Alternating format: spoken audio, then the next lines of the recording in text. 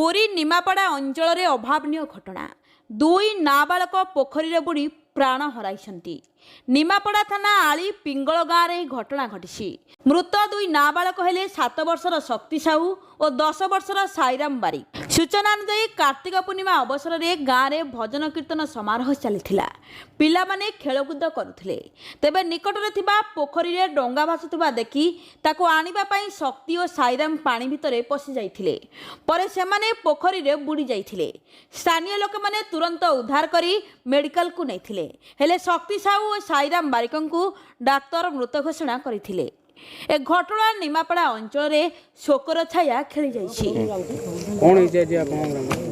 दुईटा शिशु आम ग्राम आसिकी आज जो कार्तिक पूर्णिमा थिला हम तांको पछपरे जो आमर चौरा पूजा है तांको पछ आसते से जो एपट साइड की पलैले कही तुम पड़ा घर को जा खावा शोब तथा से न मानिक गाड़िया जो आमर जो डंगा जो भसी आईला से देखा भल लगे बोले छोट पिला सी जापार ना गोड़ खसी जाए गाड़िया भर जा गोड़ा खसीगला सी जो जड़े खसी जापर ये कौन खसला सी जाए 2 जन जाक डेथ हो जाती से कथा शुणी बहुत दुख लगुच आमको आज ग्राम में केवे एमती हो नाला ठाकुर बराद निमापड़ारू विवेकानंद रिपोर्ट सूचना।